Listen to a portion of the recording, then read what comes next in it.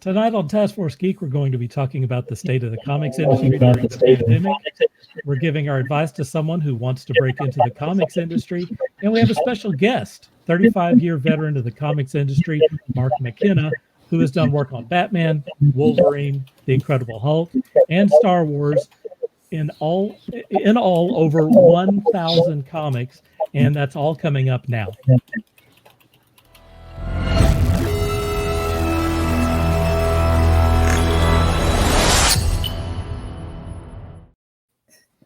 Welcome to Task Force Geek. My name is Dirk Cooper, and today I am joined by Scott. Howdy! And Sean. Yo. And our guest, Mark McKenna. Hey! Hey, Mark, do you have some headphones? Because I think I'm hearing myself on your deal. I didn't catch it earlier. I don't have headphones. Okay. My speaker's at 50. I wonder if I should raise my speaker, huh? Or lower it down a little bit, because I think it's echoing on your. Yeah, it's okay. We'll figure it out. It's all right. Okay. Let's see. Let's talk about where I'm going to be broadcasting from tonight. We are broadcasting from my Facebook address, which is that right there. Also, we're broadcasting from my YouTube or our YouTube, and also on my Twitter account and Periscope, which we got about 100 views last time, which is a lot more than we were getting on Twitch. So if you're interested, you can watch us live on there. And if you're watching us on any of those areas, then please share this while we're live, and then your platform becomes our platform. One thing I want to mention before we get into things today is that we are now over 200 subscribers on YouTube.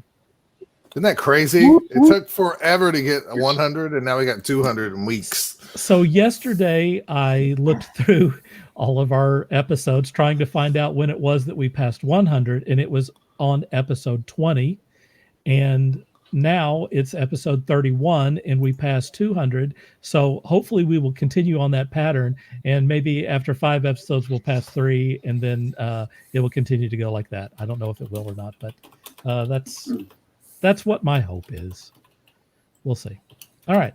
One other thing that we have not had an opportunity to do up to this point is say, look, if you want to send us something, you want to send us a comic, or you want us to see something and show it on the show, we have a place where you can mail it to us. It's right there. You can mail it to Task Force Geek, care of me, Dirk Cooper, 6608 Northwestern Avenue, number 1262. We're in Oklahoma City, Oklahoma. 73116. Send it to us. If you want to send a comic and have Scott do a review of it or something, you can send it there too, and or anything else, and we'll make sure that it gets to the right person. We're going to do live unboxings since that's a thing, and also, we can show stuff on the show, or if we're doing reviews, we'll have something physical to show people. It's always more powerful to have something physical. You guys have any thoughts about that before I move on? No, I'm just ready to get to the show. I want to talk to Mark, so let's get past these other subjects so we can talk to Mark. Wow, antsy pants. Antsy pants for sure. We're going to say hi to Walt here. Hey, Walt. Hey, Walt says hello, Mr. McKenna. I was going to try typing back to him, but I didn't know where to type. So, hey, Walt. That's okay. Damon says cheers. Here's the road to 300. And Marianne likes Sean's shirt there. So just so Mark is clear, we can't type over there. We can see the comments, and Dirk will flash them, and then we'll answer them. So, all right on. All right. Here's our first subject.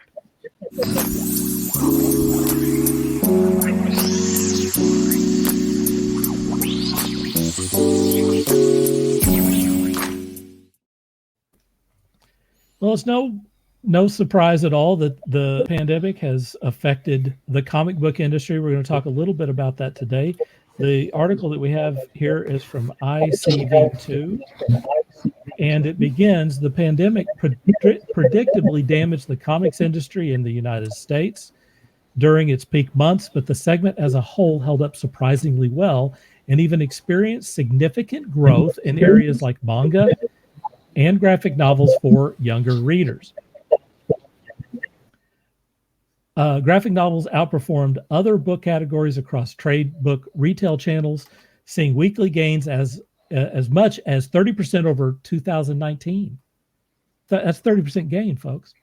Independent retailers suffered a major hit over the summer, but seem to have recovered ground lately, thanks to adopting new sales strategy in the face of the pandemic and local restrictions. This is according to market share data, which comes from the ICV2 industry conference held online last Thursday. ICV2 President Milton Greep presented his State of the Industry white paper with data gathered from numerous sources. Greep said that in the opening months of 2020, the comics market appeared poised to expand on its record-setting 1.21 billion sales level set in 2019, but the arrival of the pandemic and the local shutdown sent sales into a downward spiral. That accelerated through the 7-week stretch in April and May, when Diamond, at that time the comic industry's only distributor for periodicals, shut down operations to secure the health of its workforce, leaving retailers with no product to sell. So my question to everyone on the panel, and I'm going to go to Scott first, is what do you think about this news? And how do you think that the pandemic is going to change the industry in the years to come? Well, I mean, like everything shut down for a while. And like we've already seen this, like with, the big movie companies and stuff like that. They got to find different ways to get the product to the consumer, because the consumers still want to consume, right? I've seen it on the level of like all these, like there was a big, I can't remember. I think it was called Outlawed, the big crossover where the champions and the teen superheroes basically get banned from being superheroes. And all these little independent, like little one-shot books and spin-off books were supposed to come out. And, we never got those issues. So I've seen it in like one of the books I read, the Terrifics from DC Comics. It ended the series and DC didn't even finish it. They just said like there's a couple more issues and we're just going to put it in the trade. If you want to finish it, you're either going to get it digitally or get the trade, because we're not going to put out the floppies. So a lot of things changed, including a lot of like offshoot X books that were supposed to come out that now we don't see. I think they're just, it doesn't surprise me that all these trades are selling and stuff, because I have family and friends who have sent my kids stuff to read because they've been cooped up at home, and they don't go for floppies. They go for the, graphic novels and trade paperbacks and stuff. So I guess that's what they're going to do. Right. Right. All right, Sean, you're up. Well, much like Scott said, obviously people they would still want to consume their product. They just need a different route. So digital's probably going to do a lot better than print. They're probably going to do a lot better with the collected editions, because no one's got any money. They can't just run out and buy a stack of what's called, Scott, call them floppies. I've never called a comic book a floppy. I think I picked up that from, I believe, Pete Nifton. I think he referred to them as floppies. So that's an English term. Yeah. Very cool. Very cool. It's very descript. I think I'll have to start using that myself. But in any case, I don't know. It's hell. Whenever I was trying to predict anything about the film industry, I got that completely wrong. So predicting the comic industry, I'm even less of a pro. So who knows? Who knows what they're gonna do? I'm hopeful that with this they'll possibly the big producers, Marvel, DC, Image, perhaps they'll reduce the amount of product. How many Batman books do we need a month? How many Superman books do we need a month? How many Spider-Man books do we need? Let's trim some of the fat. Let's kind of focus what we're producing and make them a bit more accessible to the people in that fashion. All right, Mark, we're going to you. Am I up? Yeah, you're up, Mark. Oh, okay. One of the things that Scott brought up is the movies, and trying to increase sales of the comics based on the movies. There was some the movie that had the best sales for comics afterwards was the first Michael Keaton Batman movie. I don't know if you knew that or not, but the numbers were really good after that. And then when the X-Men movie came out in 2001, Marvel had done a bunch of different exclusives through different venues, like I don't remember if it was like Sam Goody had an edition, and they had just different places, different avenues to do different variant covers and stuff like that. And then I don't know if you know this, but the Toys R Us did 2 or 3 million giveaways of they took the first 16 pages of the Wolverine movie prequel and gave it away with any purchase at Toys R Us. So there was literally 3 million books that were given away. I got a page rate for that. That was the end of that, But to make that kind of money, and it was surreal because I went to go see the X-Men movie, and the ticket lady gave me one of my comic books. She goes, "Here, you get a free comic," and I'm like, "This is nuts," But one thing I want to point out is with these movies. So more recently, there's less than a 5% increase in comic book sales when they put out a big blockbuster movie. Mm-hmm. And the movie companies like Marvel Studios use the comics to take product, but they don't give back, right? So basically creating a dry husk of a business. Now, that's the way it was. I'm not sure if it's still that way today, but if it is, it's just not a healthy comic business, because everyone thinks, oh, the comics are doing great because the movies are doing great, but that's not the case, And the other thing is, they should probably somehow at the movie theaters create kiosks. So when you come out of an Avengers movie, there's a kiosk there, and you could buy the graphic novels right there. That is a great idea. I don't see why they don't. To me, that's just a missed opportunity there. They talked about doing that with Blu-rays of films. Whenever you go see the movie, you come out and you can buy the Blu-ray right there in the movie theater after you've seen it. So yeah, that's a fantastic idea. I'm not the rocket scientist here. I don't know why I didn't figure that out. You say that they don't kick back any money to like Marvel Comics when they put out Iron Man 3 or whatever. No, they don't. And the other thing I was going to bring up, I think Sean brought it up, is the amount of the sales. How many Batman books do we need? How many Spider-Man books that we need? I remember when Power Pack was a book back in the late 80s. I think. Marvel had a chance to advertise Power Pack and get more sales out of Power Pack, but they used the advertising dollar to advertise more X-Men books, because they knew that the X-Men books could possibly sell 100,000 more copies versus 15,000 copies of Power Pack. So it's a shame. So the small dollar books, were taking a beating because they're the juggernaut of the X-Men there, All true. Let me get some of the comments that we have out here. Let's see. Oh. Walt hasn't opened his G.I. Joe figures, he said. Oh. Hi, Jim. These things keep. There we go. There's Jim. Hi, Jim. People keep putting in comments, and it keeps clicking up. Ken says hi. Nope. Ronnie says art. I think he does this so that I have to come up with the way to pronounce all of this stuff. So just read that, and there it is. It says, "Arg, evening, me scallywags and captains of the industry." There we go. How hard was that? I'm out.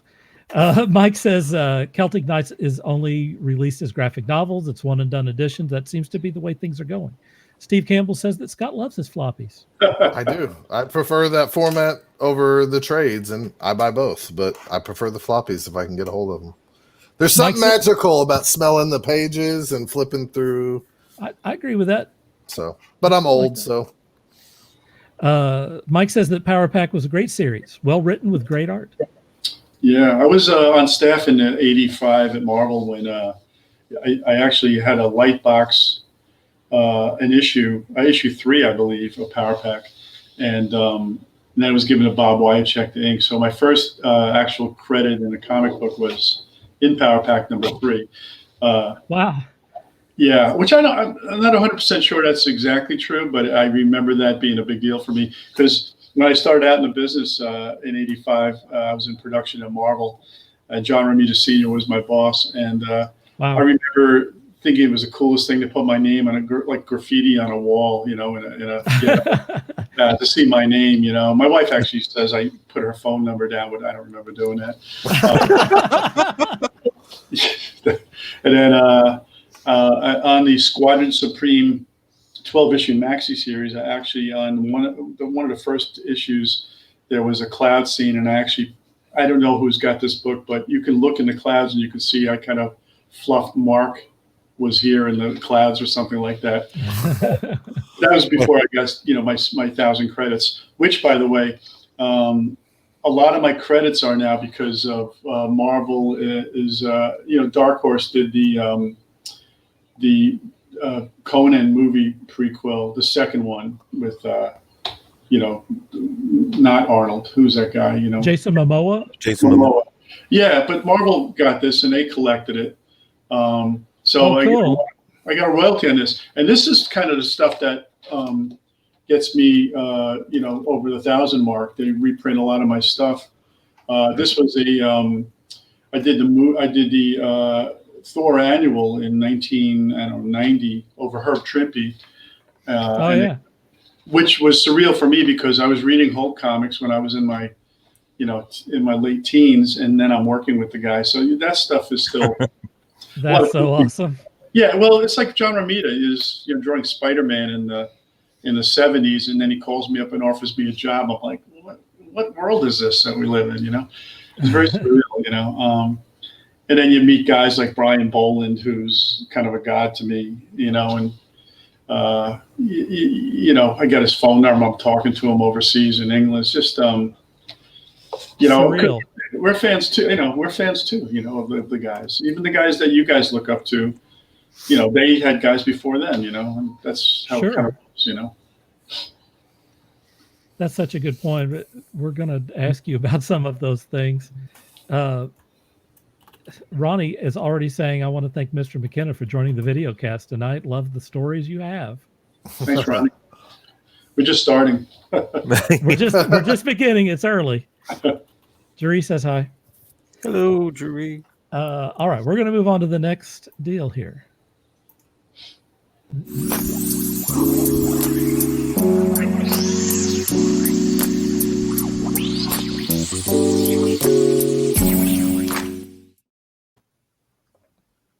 Since we knew that we had Mark McKenna here and we were going to be talking comics tonight, I thought it would be cool to bring up something that was posted on the Taskforce Geek Facebook group.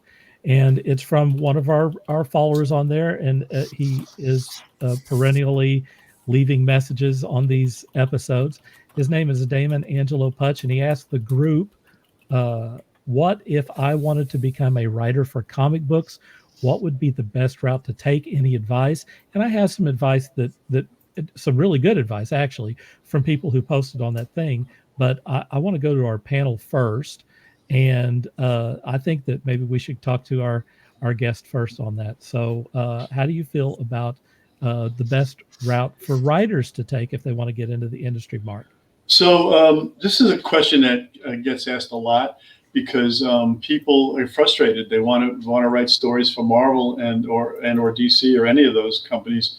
But the reality is editors are the busiest guys in comics. They have to produce, 5 to 10 monthly books, books a month. And they don't have time to sit down and read, extensive scripts and plots. So there are a couple of things that I can recommend. First of all, Fabian Nicieza, who co-created Deadpool, was a roommate of mine for a couple of years back in the early days.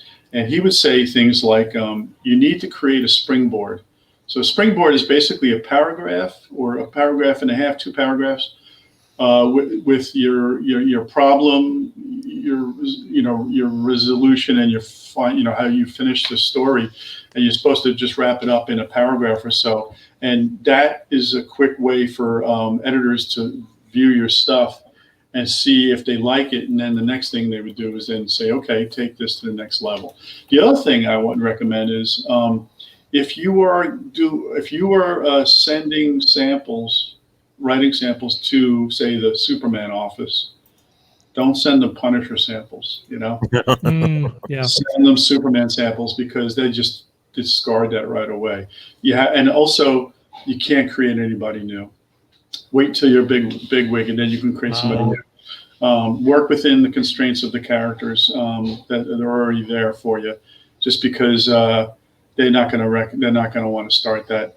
And the other part is, having to see your stuff. When I broke in '85, I was able to go up to the offices of Marvel, leave my portfolio with the lady at the front desk, and then she would then show it to the art director. That doesn't exist anymore. So you have to go to conventions where there's Marvel or DC is there. And I think right now they do portfolio reviews, but you take a number, kind of like on the fast, when you're at Disney and you have the fast track or whatever that is. You take a number and they tell you a time frame, which you can then go and show your stuff. I'm not sure how it works with writers, though. I know visually it's a lot easier to critique pencils, inks, colors, and lettering versus writing, just because of the sheer amount of non-visuals there. So that's what I got for you there. That's all great stuff. Scott, what do you think? Well, sorry that you have to follow up on him. I mean, seriously, what do I know? I mean, if I did have advice for somebody trying to break into comics and stuff, is one, constantly work, because all your work is going to be better.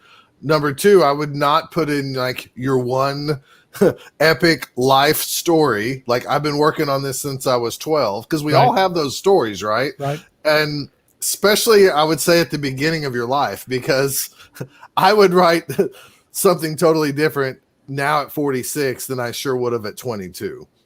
So be careful on that. I think what Mark said is exactly right. If Marvel or DC wants to hire you, they don't really give a crap about your Cheeseburger Man comic. They want to sell more Superman books, Batman books, and offshoots of that stuff, because that's their bread and butter and that's how they work. And you got to do what they want you to do. I mean, so I think that's really great advice, especially if you're trying to land the Superman job. You don't send the Punisher stories. That makes sense. I remember when we went out to San Diego, we all kind of worked in stories, and we had high hopes of running into the right person and showing these pages. And I had the brilliant idea of I was going to take a Marvel character, a DC character, a couple of independent characters, and make one story. And it looked really pretty cool, but at the same time, nobody really cared except for me. I thought I was doing something creative, and nobody really cared about that. So I think, more than anything, I would listen to Mark, and I would say, if you want to create, always create and keep creating, and try to always fuel that desire. So I would listen to him more than any of us, that's for sure. Sure. Well, sure. Of course. Can I just, am I on right now? Yeah, go ahead. Okay, anytime I want to speak. The other thing I just want to point out is, with the emergence of crowdfunding campaigns, you can do your own stuff now. You don't have to raise thousands of dollars to do your own comics. Just keep in mind that if you're not a recognizable name, you don't ask for $10,000 if you're going to get $40. I know guys who've done that. I'm always skittish when I do that, but you can actually create your own comic if you can find the artists. And a lot of people have ideas and they go, "I'll give you 50% of the back end."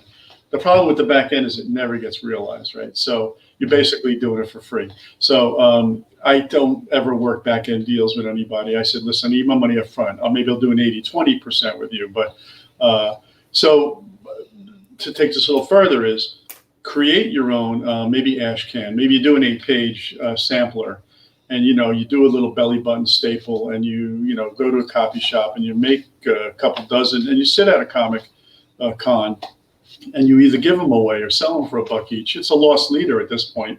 But what you're trying to do is get to turn somebody's ear towards you. And again, if you're a writer and you have visuals, it makes your writing that much easier to watch, to look at, because you actually have a story now that's illustrated. That's my piece. Sean, now you get to follow Mark. Jesus. No.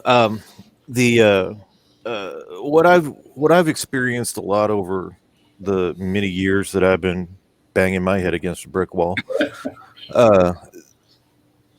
One of the things for writers in particular, because as everybody has stated, it's not a visual medium. So how do you get people interested in what you're doing? With today's social media, you can publish, short stories. You can publish whatever ideas you have on social media. Get people to see what you're doing. Get people interested in what you're writing or how you're writing. You can join many a Facebook group or other Discord groups and whatnot that are geared for comic books. A lot of these have illustrators who are looking for scripts. They have other creators who are looking for some sort of somebody to help them realize their vision, or somebody to coordinate with and what have you. There's tons of options out there that were not available when I was first trying to get into the world. But I would say just go out there, try to find some place that's able to take advantage of your talents. If you're just a writer, look to some of these groups. If you're a writer artist, focus on a project. Work both of those things together and utilize social media as much as possible. Let me say a few things. The first thing that occurs to me is, if you haven't been watching Taskforce Geek, you should be watching our episodes, because we have had a lot of independent writers, comic writers, who have been on the show and have detailed exactly how they got into the business and what they're doing. And we had one last week who produced his own comic book. And we had Doug Wood on, and I mean, I'm not going to be able to come up with all the people, but just look over the last few episodes. These are independent writers. These are not people who are working for Marvel or DC or Dark Horse or whatever. They came up with their own stuff, and they hustled and they made it happen. They have published comics out there, and some of them are very successful. So my first piece of advice would be, watch episodes of Taskforce Geek. We've had these writers here, and they will tell you what to do to get into the industry. The next thing that I want to say is that if you're a writer and you're not going to go to Dark Horse or Marvel or DC, that's going to be a heck of a move for you. But if you're not doing that and you want to try to do your own thing, or you want to go the independent route, that realize that when you're trying to get an artist to do work with you, that one of the most important things is to kind of have your act together. Because for a writer, you may be the person with the great idea, but it will take you maybe a day or two to write a script for a comic. It will take an artist a month, like a complete month, to complete. I mean, a penciler will take a month. An inker will take maybe less. A colorist will take maybe 2 or 3 weeks. You're talking about a lot of work. The work differential is pretty severe. So if you're going to attract an artist or several artists to you, then you have to have your act together. So as kind of a marketing guy, I think kind of along the lines of, where are you at as a writer? Do you have a website set up? Do you have a mailing list? Do you have any awards that you can talk about? What's your social media game? Those are all the things that you're going to have lined up from the very beginning. And then you also need to have that first 2 or 3 issues written out. Don't say you have this idea and then, you know, have a paragraph or something. Go ahead and write those first few issues. It's okay. Get them done. Even if you want to collaborate with an artist or something, then you know, you have something to show them. And if the artist has some things that they want to change in there, that's cool. But they're going to want to see what you're bringing to the table. So have your platform worked out and have the work that you want to do worked out before you approach either an artist or you start talking about doing Kickstarter and stuff. Although that is definitely the route to go now, for sure. Let's see. We're gonna bring Scott back into this. He dropped out for a second. I just want to add so that just to kind of go a little further on what Mark was saying earlier. I personally have been approached by many people. I got this comic book idea. I got this. I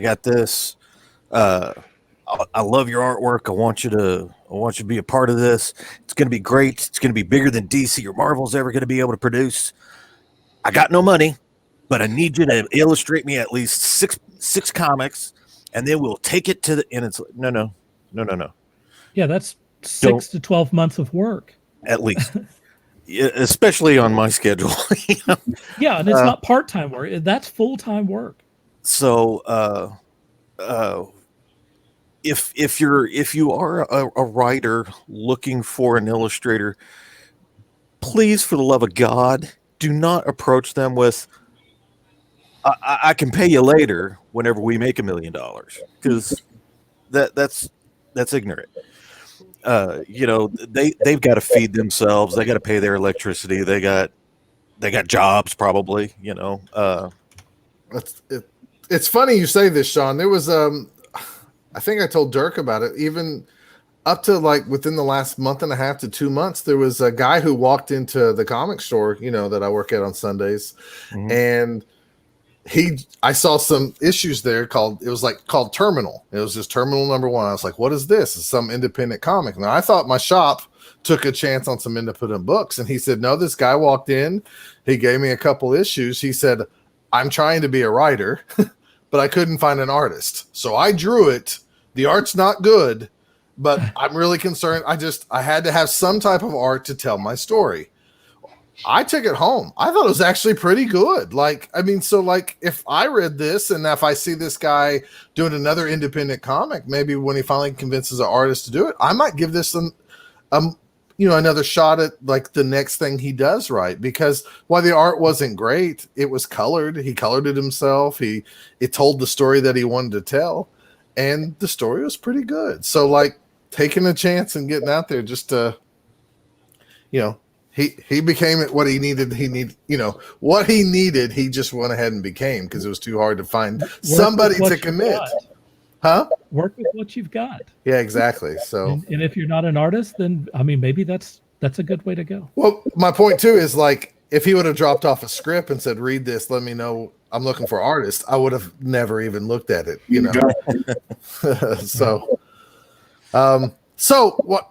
I know I blanked out for a little bit. I can finally see you guys. You guys are all glitchy. So I think it was I had to reset my modem or something. Anyways, since we're talking about pages and stuff, since Mark's the professional here, back in the heyday, how many pages does a normal Marvel, I think the world would like to know, a normal Marvel DC artist, how many pages do they do once a month or whatever? And I know it varies, but I'm just talking about your average. You're a guy like Ron Friends or John Romita, Barry Kitson, Jim Calaford, some of those guys you've worked with. Yeah. I'm very curious, because what I'm curious is like, do they do this 22-page story in 10 days and then they hand it off to you and you have 10 days to ink it? I'm very curious about that. I don't know if anybody else is, but I'm going to ask the question. So part of the deal there is that I think it takes about 3 months. Dirk came up with pretty good numbers there for the penciler. It's about a month for pencils, 3 weeks for inks. The letterer, can do, 5 pages or 8 pages a day. Probably lettered a whole book in probably 3 or 4 days. The coloring has changed dramatically, right? Since the When you say letter, are you talking about the old school of lettering it by hand? I am. I'm a little, unfortunately, a little old school in that respect. But now, because of the, what's happening, right, with or what happened with letterers like John Workman and I'm blanking on names now, but these guys created their own fonts, and they sell John Workman Light, John Workman Italic, and that's the only way they're making money now because there are enough comic book fonts that you really don't need these guys to hand letter anymore. But the rule of thumb for me is I tried to when I was in my heyday, I was doing Iron Man, The Punisher, I did a Scarlet Witch miniseries all in the same month. So I really was like a jungle inker. I actually brought my assistant from La Jolla, California, Mick Gray. He'd come over to New Jersey and basically stay a week with me so I could do all the extra work. And we would smell like terrible, but we would just ink and eat and sleep and ink and eat and sleep. And we did this for 4 or 5 days at a time. And I got on top of my deadlines. But in a perfect world, I would say I probably should do 1 and 1.25 pages a day. But again, keep in mind that your time starts with the written script, and then the penciler. What if he's 3 days late? Then the inker's got to suck that up. The inker's 3 days late, and then the letterer's got to suck it up. So you ultimately at the finish line, the guy with the least amount of time is he's going to get killed the most. But generally, in a perfect world, if you're working on a 21 or 22 page book, you should have 3 weeks. I try to do 1.5 pages a day. If I was doing 2 books a month, I'd probably have to do 2 to 3 pages a day. But again, you're working at home, so you're not working a 9 to 5. You're working to whenever you get the job done.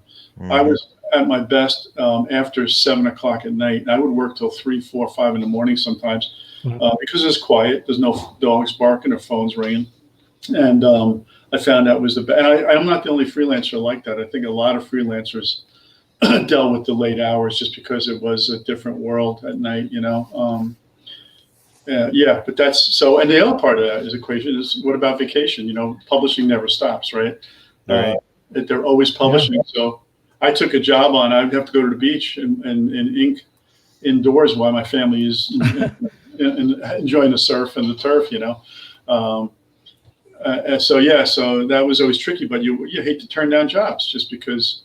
I'm sorry, I'm going on vacation. I can't do this. Think they're going to call you again? It's very iffy, Oh, wow. That's crazy. Well, I was curious because I know like the theory is like you said, you start it here and 3 months later you have a complete book, but I never knew if that's, I haven't got the luxury of like having guests on that's actually done it for 30 plus years. So that's cool to know. You're right though. You guys are on spot with that. Okay. Which makes it even crazier when you see like, I know back in the day you used to have like guys do 2 or 3 books at a time, or what seemed like to us 2 or 3 books. The way they were published, they come out and you see the same penciler and stuff.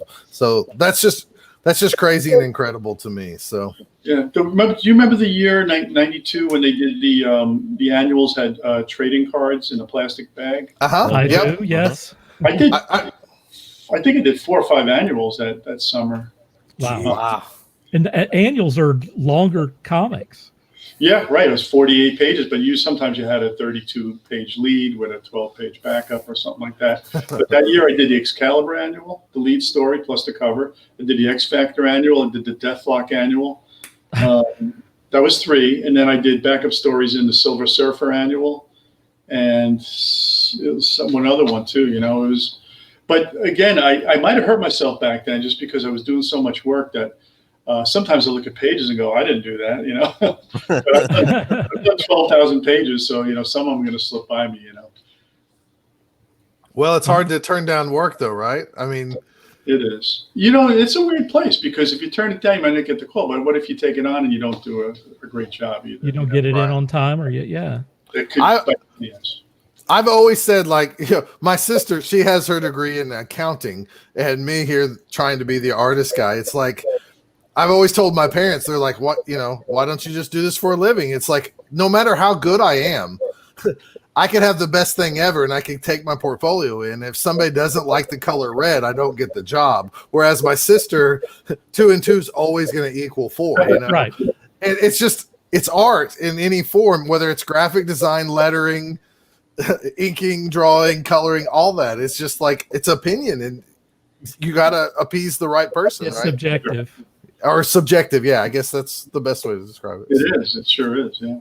And that's also what makes it beautiful, though, too, right? Because like you could see a doodle and everybody hate it, and you just fall in love with it. Could be some amateur who draws it. We have a friend named Pump, and he draws these little doodles that I just think are magical, and they're silly and goofy, and Anyways, I digress. No, yeah, it's all valid stuff. I have to tell you, one of my first jobs, I was working for. You remember Eclipse Comics? Yeah. Scout. Yes. I did a Swords of Texas tie-in with Bo LeDuc, who's Bo Smith, who created Winona Earp. We did it was a Scout crossover book called Swords of Texas, and then Bo Smith, who called himself Bo LeDuc, and the Dogs of Danger would do the backup stories. I showed that job from Eclipse to a Marvel editor, and he said, I would never publish this. This is, and we have, and I think I was on my game back then, and that's, it's very humbling when you have your tail between your legs because you think you're good, and the reality is you look at it, a year later, you go, what was I thinking? So it's tricky too. That's crazy. I remember the Swords of Texas books, the little miniseries. It was Chuck Dixon and Tim Truman. Yeah. Four Winds was they were publishing a side branch to Eclipse. I love all that stuff.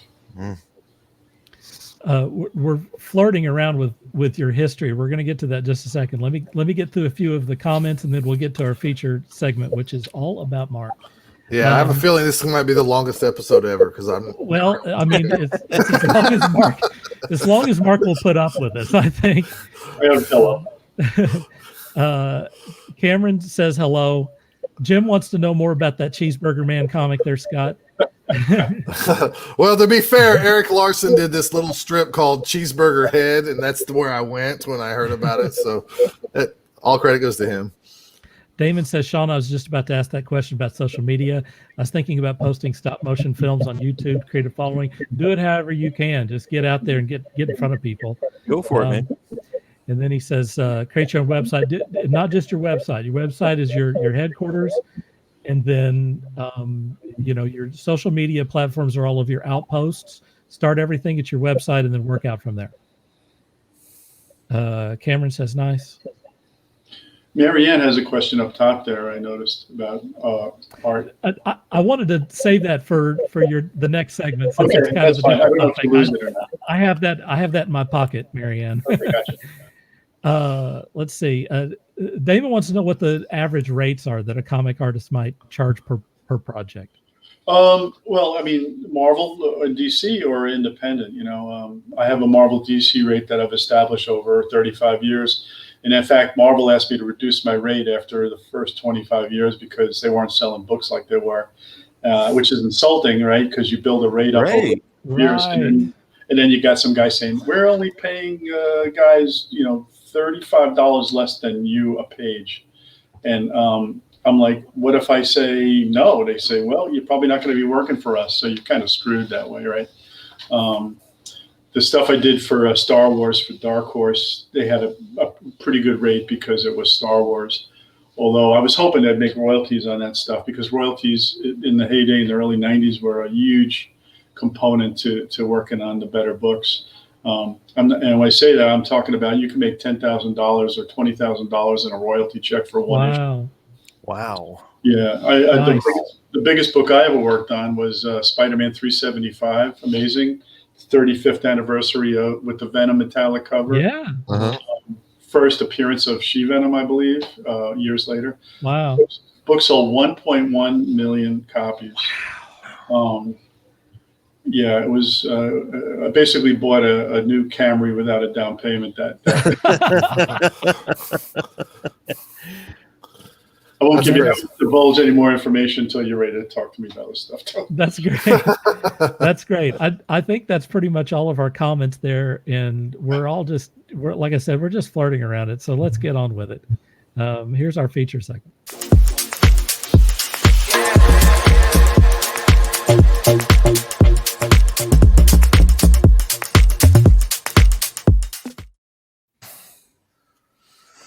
All right. I'm going to give the rundown on Mark here before we get to it. Mark McKenna is a 35-year veteran of the comic book industry. In that time, he has worked on Batman, Wolverine, Iron Man, The Incredible Hulk, and more recently on Star Wars, counting close to 1,000 comics in all. DC and Marvel have collected Mark's work in multitudes of titles, such as Doom Patrol, which is one of my favorites of all time, Deadpool Classics, and Exiles. Mark has also created, written, and inked and published the sci-fi horror Combat Jacks. We're going to ask about that here in a second. It's a comic book miniseries. The Combat Jacks collection, which collects the 144-page miniseries into a hardcover, is now available under Mark's Banana Tales imprint. There you go. It's right over there. Hey, there we go. Look at this. His children's book series, Banana Tale and Friends, is a labor of love that he created when his daughter was 4. There we go.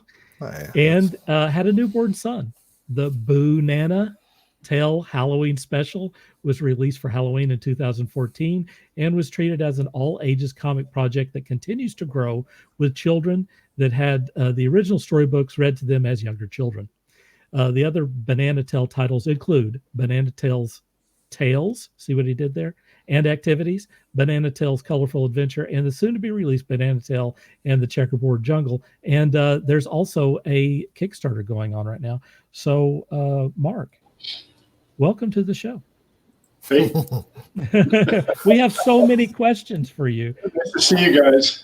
My first question for you is, how did you get into the comic book industry?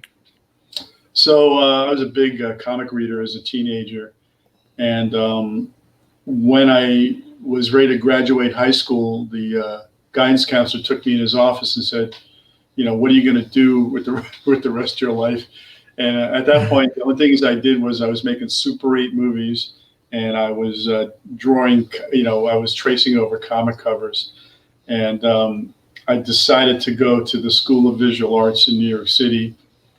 And I didn't get accepted outright. I wasn't prepared. Living in a little town in Long Island with 250 kids and doing chalk drawings of a bicycle were just not enough to get me into an art school, an art college. So I went to local Suffolk Community College and worked on my skills. And then I got into School of Visual Arts based on, they wouldn't take any of my art credits just because they could teach me so much more than a community college could.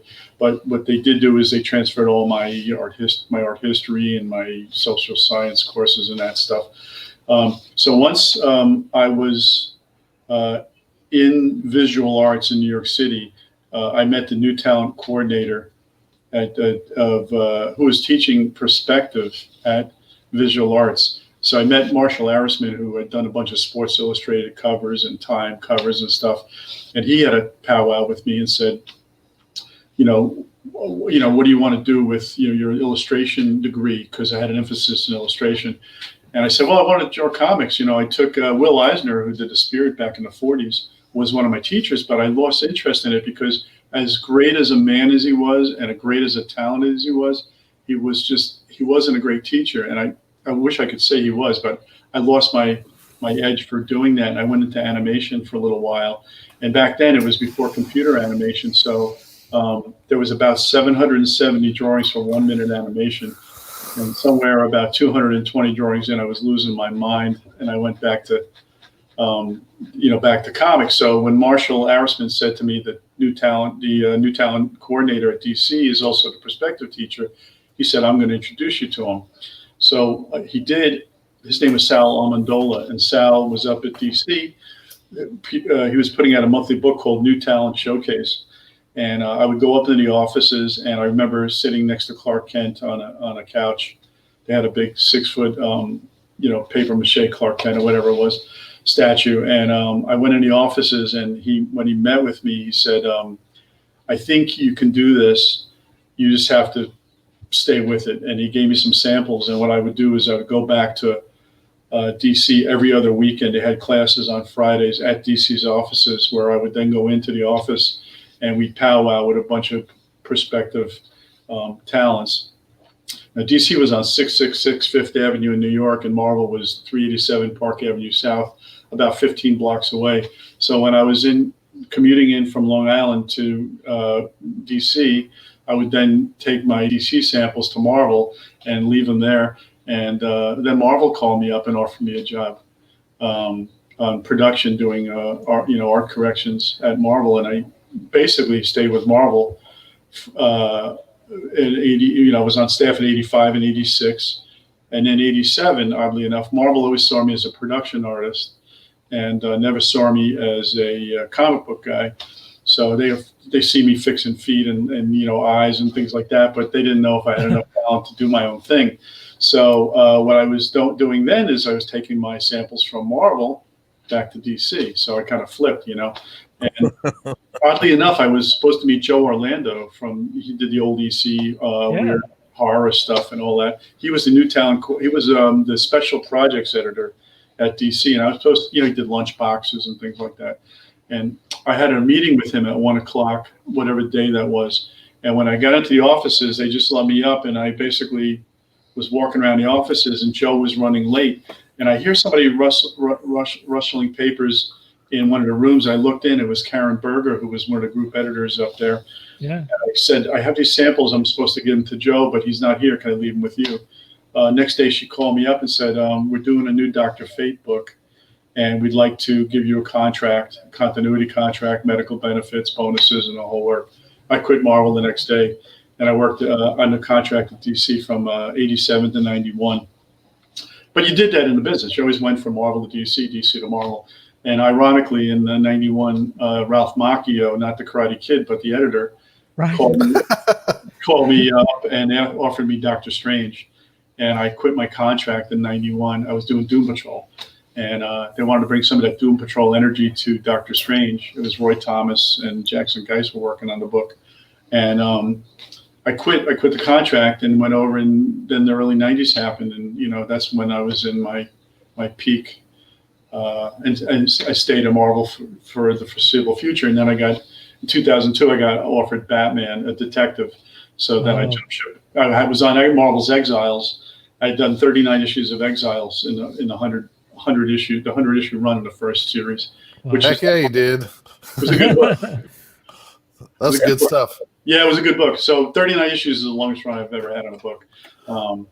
But that's incredible. Yeah, so it took me over, and then I did Batman. I did Detective with Steve Lieber for 6 issues, and then Jim Lee was going on Batman, so they basically overhauled all the books, and I was out of a job for 6 months because I didn't know where to go, because then the business had changed, and the bottom dropped out, and I was unemployed for months, and it was a scary time, because then you think your career is over. You never get into business thinking it's going to end, so it's a weird time. Of course. Mark, can we go back to when you said you first started working for Marvel, and would you say you were a fixer, or whatever, you altered art?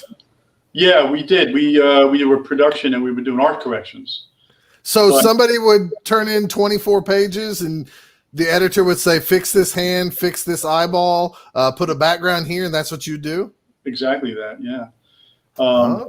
But we wouldn't touch the original artwork. We had with sticky back paper. Mm-hmm. We would lay it over the artwork, cut it out, and then do the corrections on the sticky paper. So when the artist got his art back, he just peel the sticky paper off. That's incredible. Especially a guy who's like has a very specific style, like Walt Simonson. And I've never inked like Walt Simonson. So you're going to notice it's not Walt Simonson. Right. It's going to stick out. Well, what's incredible as a fan from, I've been reading comics since 85 or something. Like, you don't think about that at all. I mean, like, nobody thinks that somebody's correcting Walt Simonson, for example. Yeah, I don't know that I ever did, to be honest with you, but I just used him as an example. Sure, but I'm sure it happened along the way sometime. Yeah, probably. I read a thing, and I'm just curious to see if this somebody somewhere I read on the You don't internet. have to yell at us, Scott. Oh, I'm sorry. I like to hear myself just as much as I hear you guys. I read a thing that said, like some of your very first work was working with John Romita, or like you're under the wing of him, and somebody told you to ink I think it was an Indiana Jones page, but to copy the style of, and I can't pronounce his name. I've seen it in all those early 80s Marvel comics. Buddy Belinsky or Blint. Oh, Bob Budiansky. Okay, yeah. Yeah. Is that true? Or is that just something I read? I did ink an Indiana Jones page. I didn't know what the heck I was doing back then, but and then I went in and there was a tree in the background of one of the panels, and I just would look over John's shoulder and he would show me how he just rendered this tree with ink. And I was so impressed with that man's talent. And the thing is, I've inked 12,000 pages, but I have a certain way I hold the pen or the brush, and I go left to right. I use my elbow and my wrist as a kind of pendulum. John could go left, right, up, down, top, bottom. It was just amazing, and just produce that. Yeah, but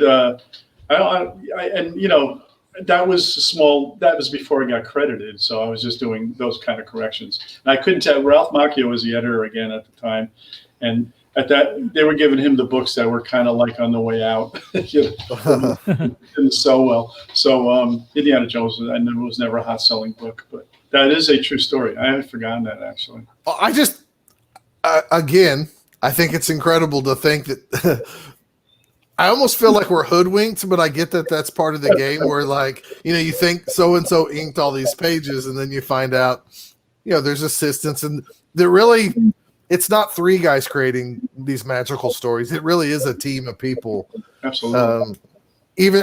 I've always heard who was the big editor for the longest time, supposedly he can remember continuity things like crazy. Tom Brevoort, am I saying that name correct? Yep, Brevoort, yep. Yeah, and as a kid, I always thought the editors just check the spelling or something like that. But they, like you were saying, they had to control everything and trust that team of creators. It's just pretty incredible.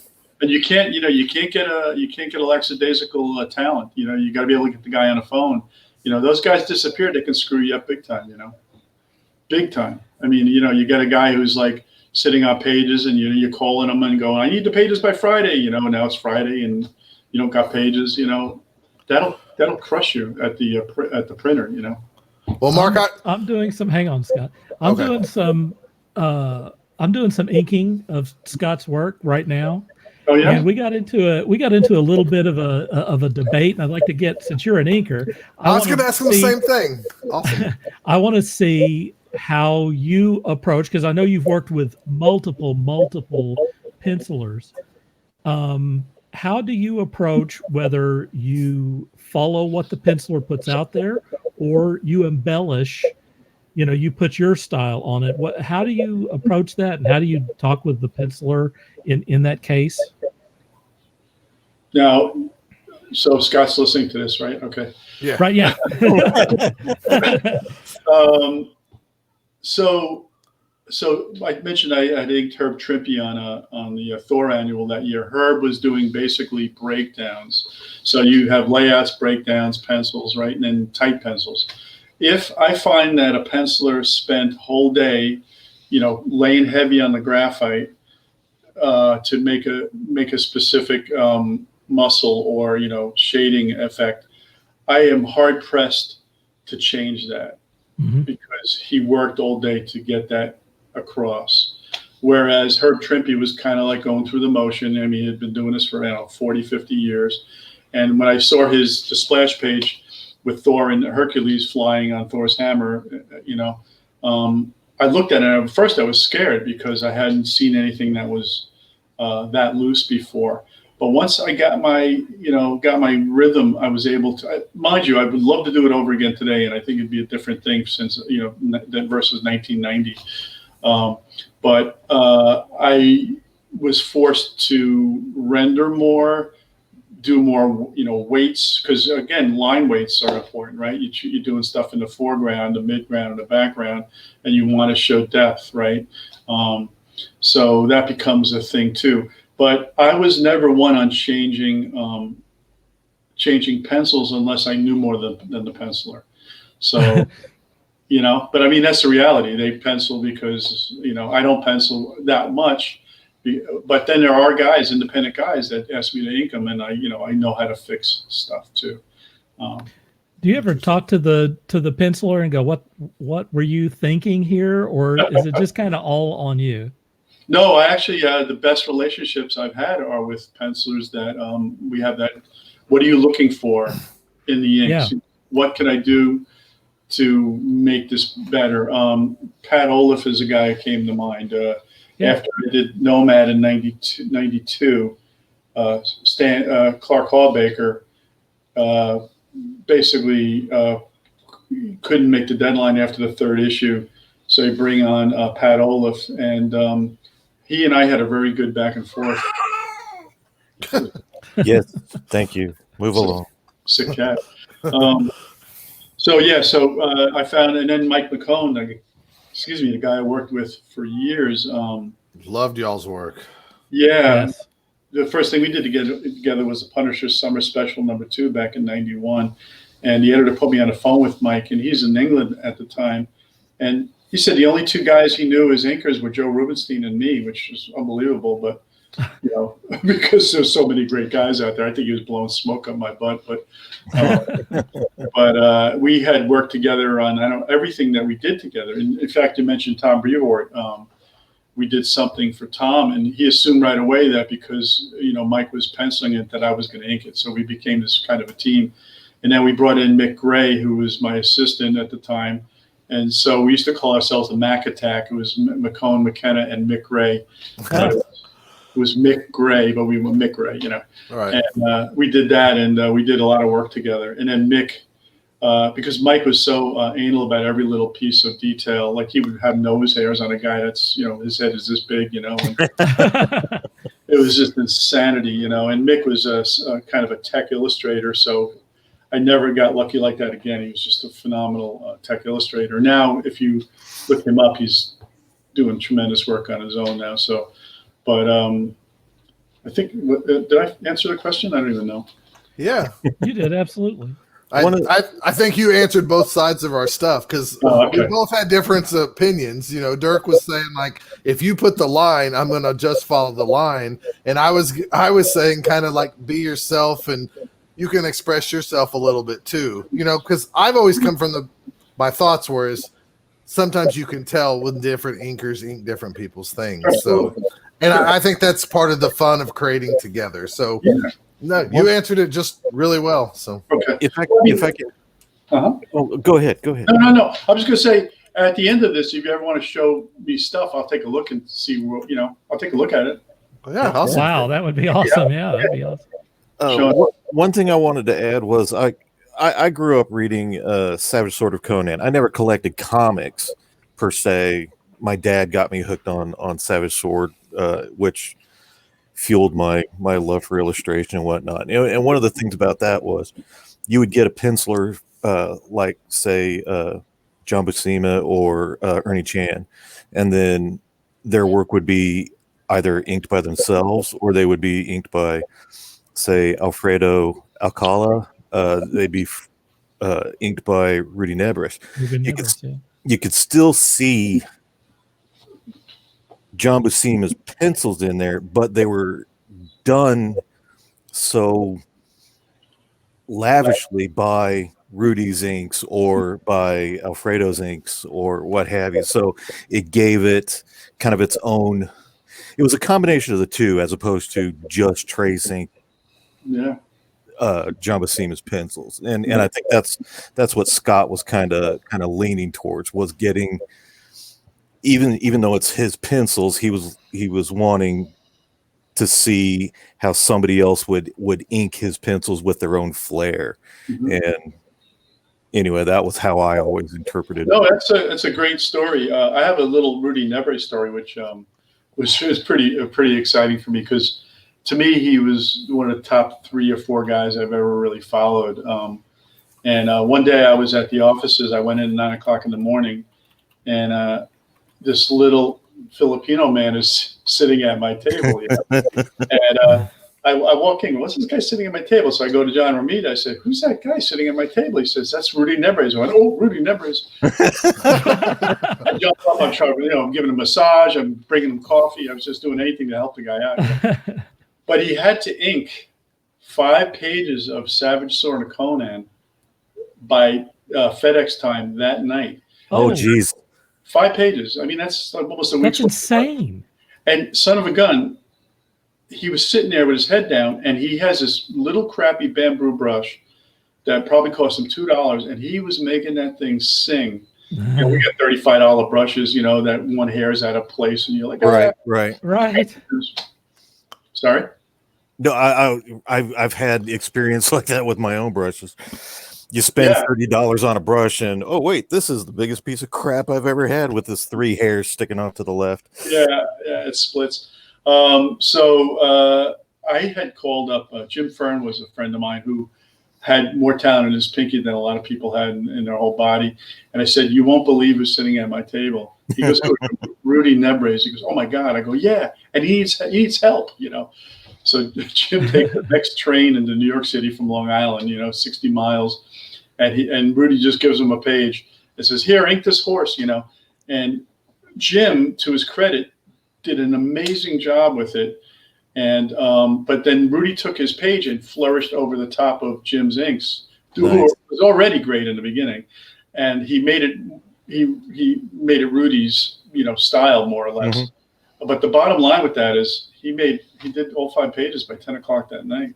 God bless. Oh, wow. And That's incredible. Beautiful. Yeah, it was awesome. I can honestly say he was Rudy was probably the well, I could name a few, Rudy and Bernie Wrightson and what have you, the inspirations for me to try to learn how to ink and how to do Rudy especially, because I was always every time I would get a new Savage Sword, I'm looking for Rudy's name.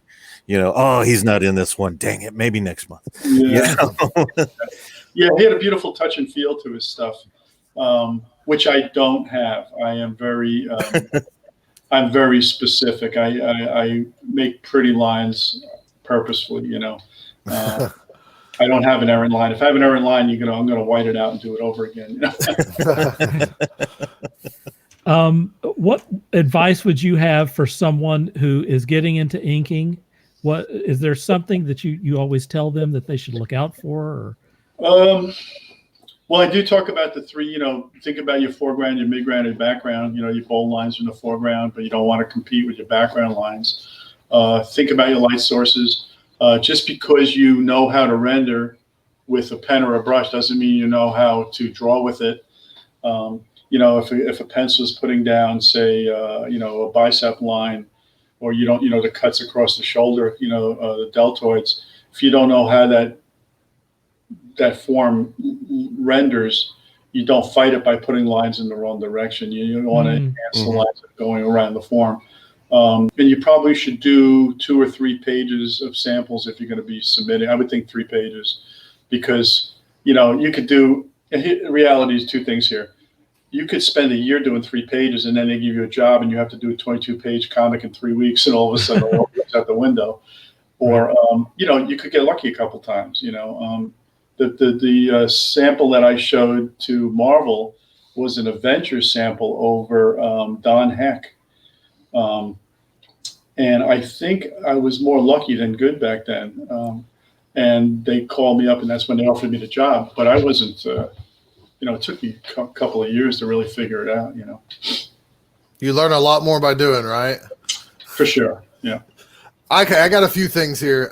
First, I'm going to talk about your Legion run with Barry Kitson, the Legion 89 and all that. I was, in high school and stuff then. I love that stuff. I love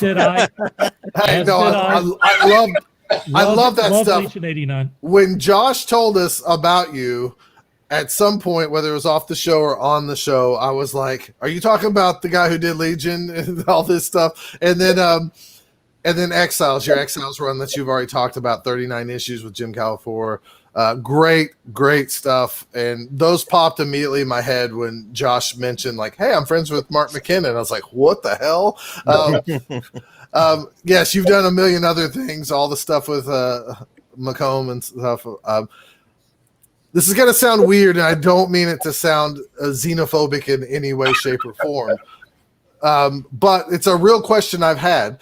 You talked about your page rates have gone down as the comic industry has gotten smaller, or sales-wise has gotten smaller. I really feel, and people think I'm crazy, over the last 20 years, especially the last 15 years, the names and the credits of comics have changed. And I mean that in a way of like the names feel more foreign, like other artists from other countries. And I've always wondered if I'm just going to throw fake numbers out there. So nobody act like this means anything. I know where you're going with this, by the way. If you pay the average American artist $100 per page, and then you have somebody in a country that is not as well off as us, but they're a great talent, and they're willing to work for $30 a page, does Marvel snatch those people up because they get still good quality work, but they don't have to pay as much, and those people are willing to do it because they're happy to do it, right? I mean, like, hey, I could go work the fields with my family on our farm for $10 a day, or I can draw comics for $30 a page. Those are, I know, probably fake numbers and stuff, but is there maybe any truth to that? Because I don't mean that in a bad way, because also in that same like 15 to 20 years with the internet, the world's got smaller, like hell, I'm friends with Pete Nifton and he lives over in England, like one of my favorite artists growing up as a kid. I've had him come over and stay in my house. Right. So as the technology happens, we're now closer and we can communicate and talk to people. Am I crazy on this? You are 100% right. Thank you. I love you. I love you. I can tell my comic shop guy this. It's so true. I'll tell you, talking about the World Wide Web, and specifically when Jim Shooter was the editor-in-chief at Marvel, he wanted everybody to be in New York City. He wanted you to be in an area where you could come into the offices if need be and fix things yourself, or if in a that whole new universe debacle that he did back in the whatever years those were, the early 90s or late 80s. That was like 86 or 87, I think. Yeah, he paid 5 of us overnight to reproduce like Kickers Inc. or whatever. We had to redo whole books because he just hated them. But so here's part of the story that you'll probably appreciate. So it was Easter about 10 years ago. I get a call from an editor at DC, and he says to me, I need help inking this Rise of Arsenal one-shot over Geraldo Borges. I says, where does Geraldo Borges live? He lives in South America. I said, oh, so you're going to FedEx him to me and I'll see him in 3. This is the day before Easter. And he said, because again, publishing doesn't sleep, right? So I said, oh, they're coming from South America. I'll see him in 3 or 4 days. He goes, you'll have him in 10 minutes. I said, oh. He says, can you print out blue line scans? I'm like, I don't even know what that is yet, because I'm still mailing through FedEx, So I faked it, like, yeah, I can do that. Meanwhile, I'm not set up for blue line scans. I take the image he sent me and sent it to a friend of mine who then could print it out blue line and he put it in a mail to me overnight. So the next day I got it, even though I was supposed to start it that day. And it had probably every character in the DC universe on this 2-page spread overlooking this Arsenal's gravesite. And but that's the reality. In the beginning, you want them around New York, and then you're going overseas or stuff. And yes, there's a lot, and I know it's hard to say this, but there's a lot of names or credits on the covers that don't even have vowels in their names. Some of these guys, and the thing is, I had a fan base, right? I had 6,500 Facebook followers because people know when they saw a book with my name on it, they knew what they were kind of getting, And I do believe that, a lot of these, and guys like Ivan Reich, who's does Justice League, and he's a tremendous artist, and he deserves getting the best page rates. So I think what's happened now is because of the pencilers, they pay more respect to the pencilers than they did with the inkers. So there's a lot of ink. So Mike McKenna was offered Avengers Academy, again, I don't know years ago, but say 7 or 8 years ago. And he said, the editor said to him, I'm going to try you out with 4 different inkers. I'm going to pay them $100 a page, 4 different guys, and you pick the best one. He quit the book after 4 issues. He just said, Wow. None of them. He picked the best of the 4, and he said none of them would keep him on, let him stay on the book. And again, I was getting more money than those people, and then they asked me to reduce my rate by $35 a page. But there are guys, you're right, they'll do in these third world countries that are thrilled to have $35, $40 a page. In fact, there's young guys today that if you give them, they'll give you a back massage. They'll for $35 a page because they're working on Spider-Man, and that's the big coup for them, right? Oh, wow.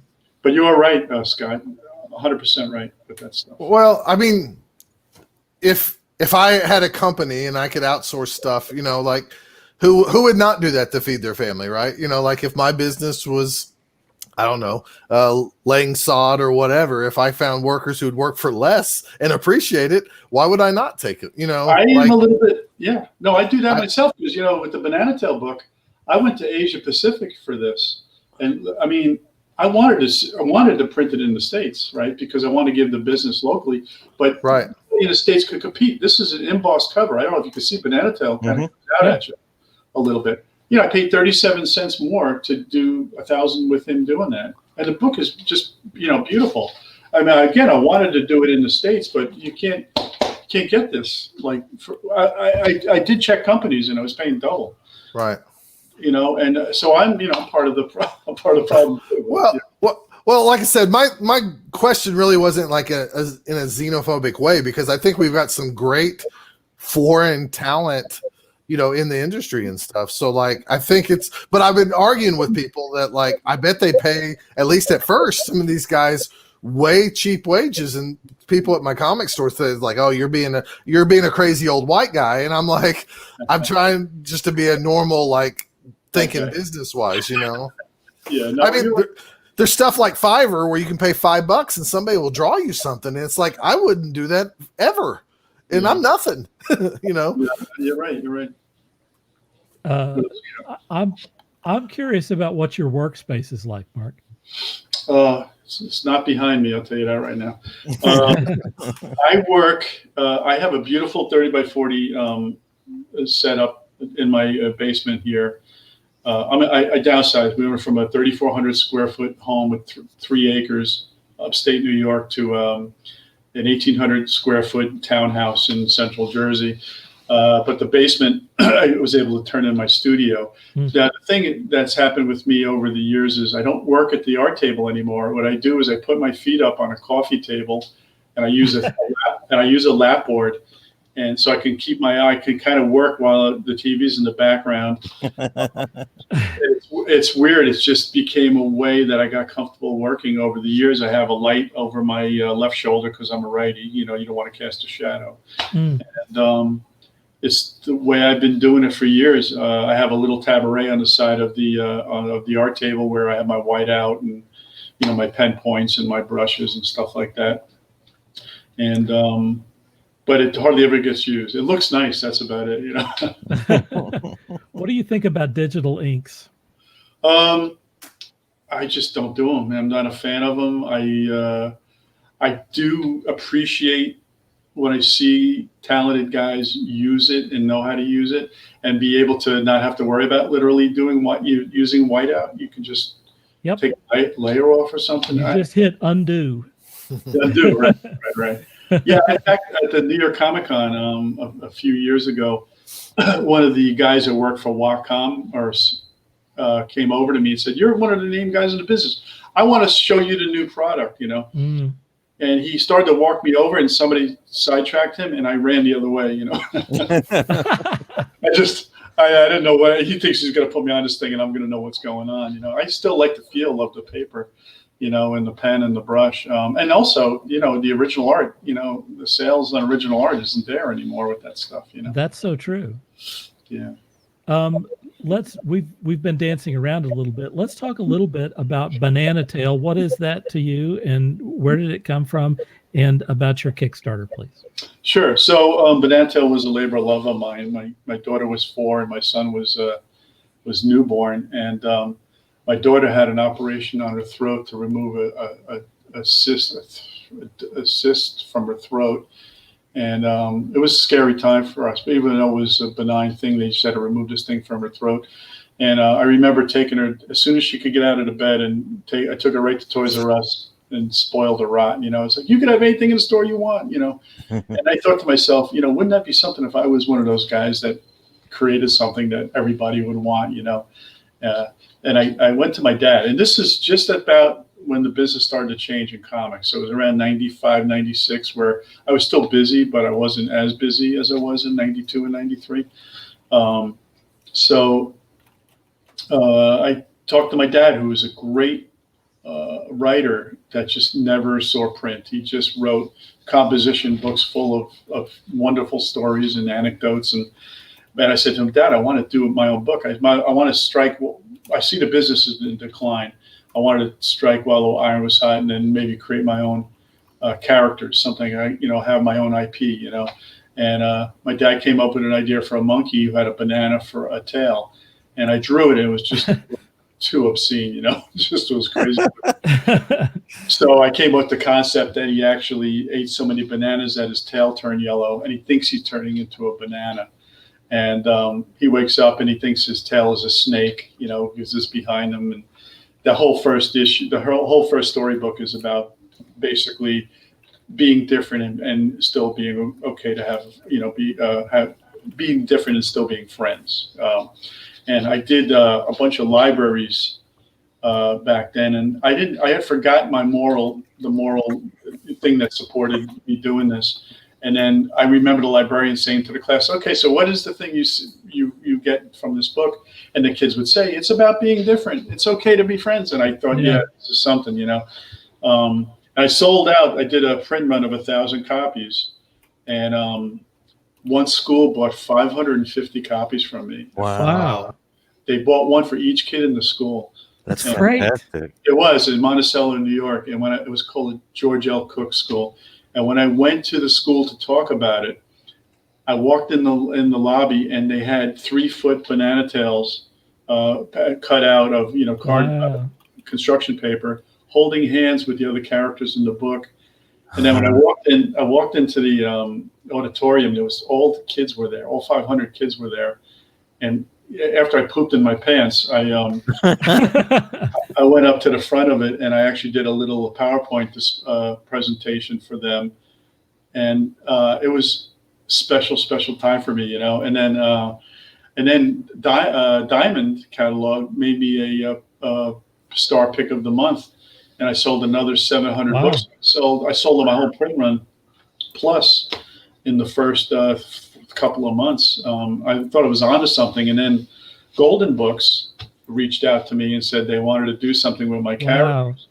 And it was a real pinch me time for me, because I didn't expect that. And they told me they were going to meet with me just say this is a Thursday. They said they're going to meet with me the following Thursday, and they were going to talk to me about either getting a writer to write for me, because, you know, I wasn't really a writer, and then or to buy 2 of the characters, Tic Tac, the Plaid Zebra, and Banana Tail, and put them in a pre-existing Golden Books called a Saggy Baggy Elephant, which I didn't really know what that was at the time. And then I seen it on Disney Channel a little bit later.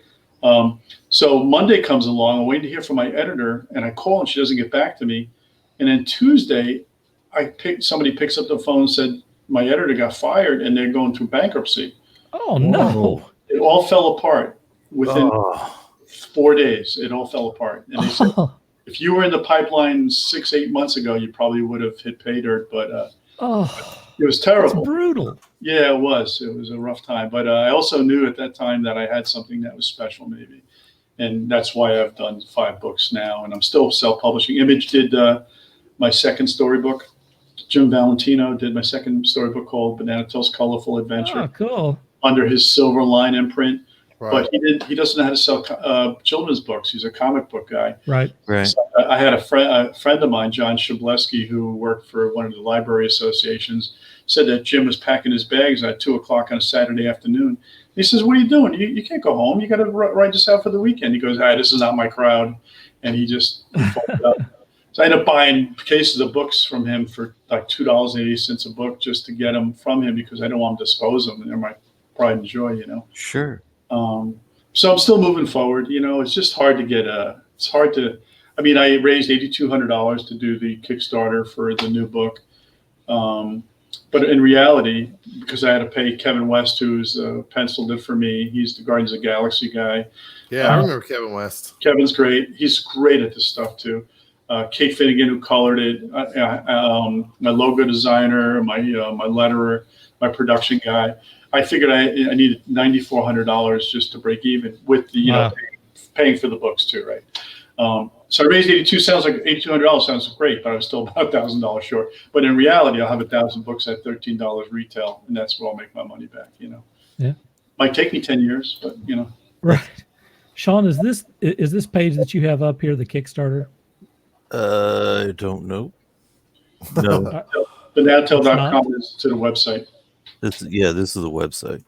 Okay. Well, I'm going to bring that up just so people can see it. There's the Bananatel website. You can actually pre-order the new book on the store. I think there is shop somewhere. Right there. Store, yeah, right there, yeah. There you go. That's right there on that homepage. And then you're also right now. As we speak, you're running a Kickstarter. Right. Yes. So for the Tales and Activity book, which is there on the left side, there, bottom, a little further down, with the banana wallpaper. There it is, right there. Yeah. The purple background. Yeah, the purple background. Yep. So the new book is coming out. Below that, Sean. I'm sorry. I was making sure. Go all the way over, Sean. Right there. There you go. Yep. So go ahead, Mark. No, so that book out there is in print, but what I was trying to do is move more product for the holidays. I have 25 cases of Combat Jacks in my garage, and I got another 1,000 Bananatel books coming. Wow. So there's books coming in and going out. So I'm trying to just move product, and I thought I could run a Kickstarter and maybe move another case of books for people. But the problem with Bananatel for me is, people see me doing Exiles and Batman and Doom Patrol, so it's a harder boulder to push up the hill for me doing Bananatel, even though I have, some people that really like it, and I really appreciate that. I didn't put any superhero stuff in the Kickstarter. I kept it all Bananatel, and I think it's suffering for that. So the other day I put in some sketch covers just to break, just to do some, to throw some so cool. Those are awesome. Nice. I saw that, Mark. I thought that's a fabulous idea. Yep. To help you get. I see that it's 75% funded. It still has 9 days left. So you're close, man. You're close. Yeah. Hopefully people see this, and this is great for like families, man. As a father who has 2 daughters, and boy, I changed a lot after having those 2 daughters. Yeah, I totally get where you're coming from when you tell the story about creating this and stuff. So yeah. No, it's I'm never going to stop doing it. In fact, the next book I want to do is a collection of all the Bananatel short stories. Because what I have if you go to the website, there are short stories on the website. And one of the Kickstarter camp rewards was write a short story for $200. So I will actually publish your story for $200 pledge.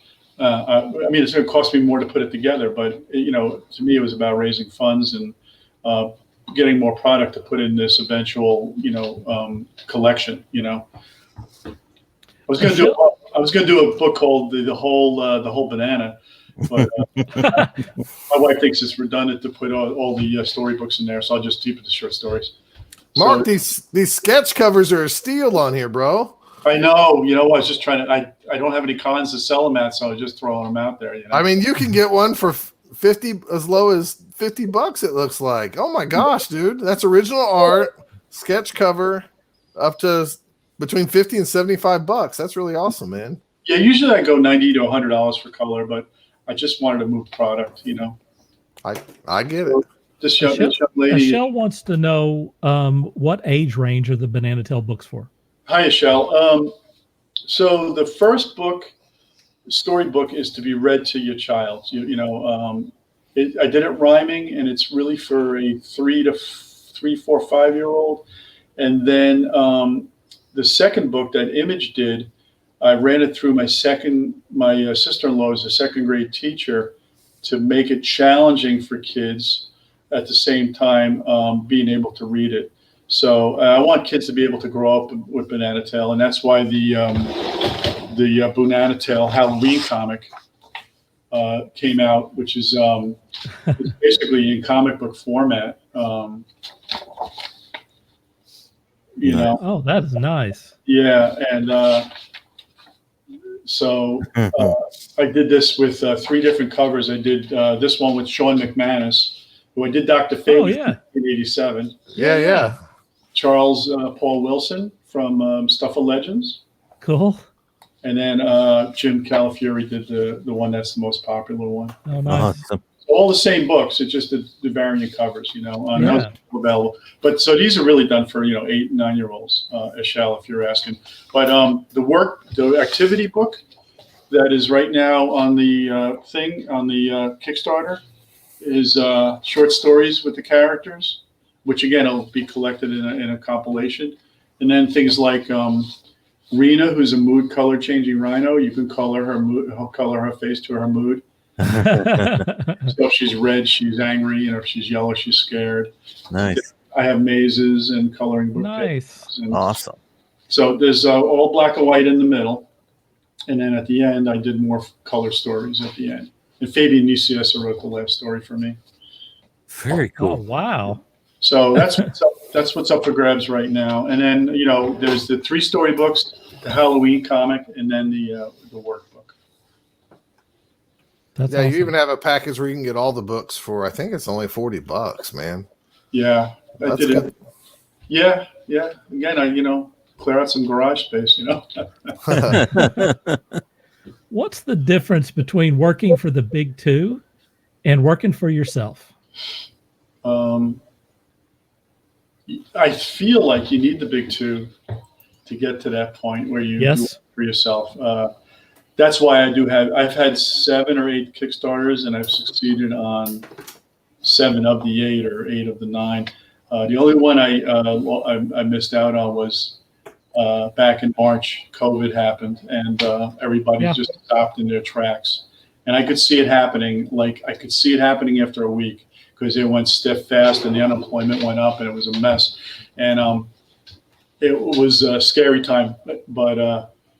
There's something very rewarding about owning your own stuff, but there's also something very rewarding about working on Spider-Man that sells hundreds of thousands of copies. Yeah. They both certainly have their merits. I would love to be able to do something for Marvel again, primarily to really help support a lot of my own stuff. When I signed, I did a cover for. One of the Valiant characters, Exo Man of War. I did an Exo Man of War cover. I signed a contract with Acclaim. Is it Valiant? It was Valiant, right? Yeah. And when I announced that I signed a contract to do covers, I had 400 likes on the comment, and just people were blowing up Wow. my social media with it. And I thought, if I did the whole book and I was promoting Banana Tail while I was doing that, I could have the best of both worlds. By the way, that cover I did for them is still sitting in the drawer. They never used it. They paid me for it, but it's never seen print. Wow. Yeah. That's brutal. Yeah, I think they did that with a lot of covers, though. Mark, so I'm back to the Kickstarter. It looks like it has a delivery date of December. So, like, just to remind people, if you have young children, grandchildren, young kids, you're expecting grandchildren one day, you could buy these items and get them before Christmas, like you said, as gifts, and they'll get it in time. So, just everybody out there, or anybody watching in the next 9 days, get off your butt and get these things, a unique project. And, you know, for $50 to $75, you can get you a cool sketch cover. So yeah, also I'll personalize the books for the kids. If I think that might be something where I might not have even done this, but I'll do a little monkey sketch, you know, in the books. Just, you know, as I start to mail stuff out, I'm going to send out surveys to everybody, and they tell me what they want. If they want to add stuff, I'll be happy to add stuff. Yeah, I'm sure in the last 3 days it'll go past that number. And ironically, that's such a low number for me to even ask for. But I was just trying to move books and not make. It wasn't really about the money for me. It was just about moving product. I made the money on the other book. That ships in 2 weeks. By the way, if you guys want to come and help me put them in my garage. Hey, man, give me a plane ticket. I'll be there. Yeah, they dropped a pallet last time. They dropped a pallet of Combat Jacks off, and I coerced my best friend to come over for a beer. You know, Oklahoma to New Jersey's not that far of a drive, right? I mean, like, yeah. Let's talk about Combat Jacks. We haven't heard the story of Combat Jacks yet. Combat Jacks was me and my son were sitting around Halloween in 2012, and we were saying how there's just not a lot of good pumpkin monsters. You know,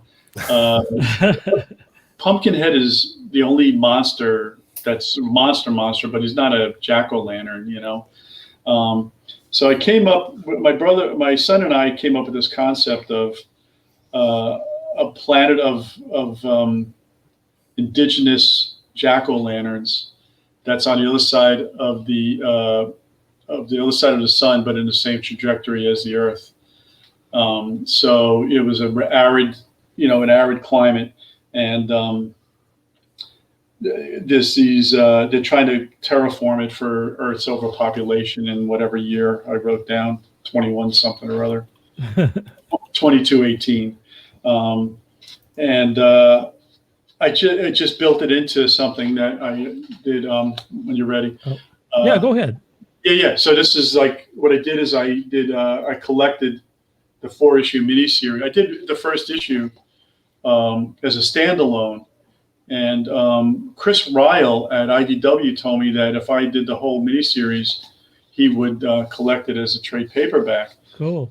This is 2012, and I hadn't really processed doing it as a miniseries because he said, you know, it's out of my own pocket right at this point. And so about 3 years later, I got off my duff and I started to finish it. But 3 years later, everything changes. He's not now interested in that anymore. Oh. And I am doing it myself. But I raised enough to do everyone. This is Kelly Jones. This one. Nice. Kelly Jones. Oh, one of my favorites. you just got Sean to buy that. Yeah. And Cynthia Rothrock, who is the martial arts. Oh my God! Are you kidding me? She did this one. I love that lady. Wow. Yeah, she's a friend. Yeah, I asked her if I could put her in it. She was like, "Yeah." So all I did was give her some free comics. You know? That is super cool. I didn't know you guys knew her. Yeah. We were watching a video on her about a week ago. No kidding. I subscribe to her YouTube channel. I'm constantly watching her little videos and what have you. We were talking about how she's ageless. She looks amazing right now. Yeah, she's actually 2 months older than me. I know this, but don't say that out loud. Though. This is Tom, the guy who did the Lion King and Pocahontas. I can't think of his name. He did he has to give me something in his wheelhouse. Tom Bancroft, who did. Oh, okay. So if you could see that he really, I did the carriage, you know, the Cinderella carriage, and he played it up real well. Nice. What was cool about this cover was dynamic. He was walking around Forbidden Planet in New York City, and he saw the comic on the stands, which was kind of cool for him. because it's not like I'm some Joe Blow who never did anything that got into stands, you know.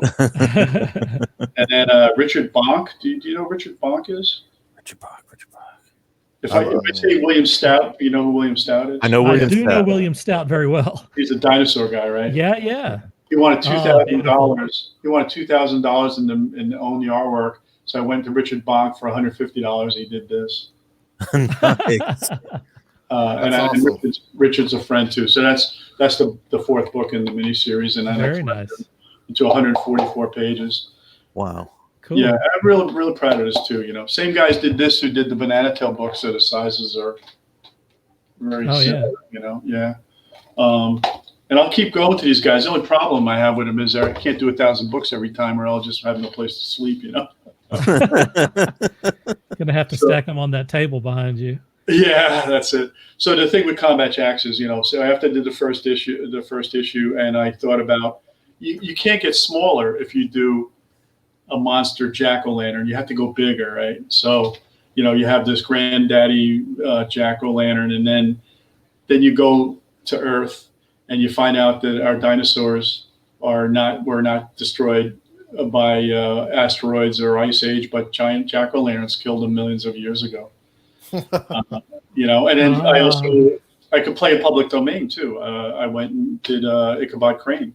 You know, Brom Bones is, you know, going headless through the tunnel. Uh-huh.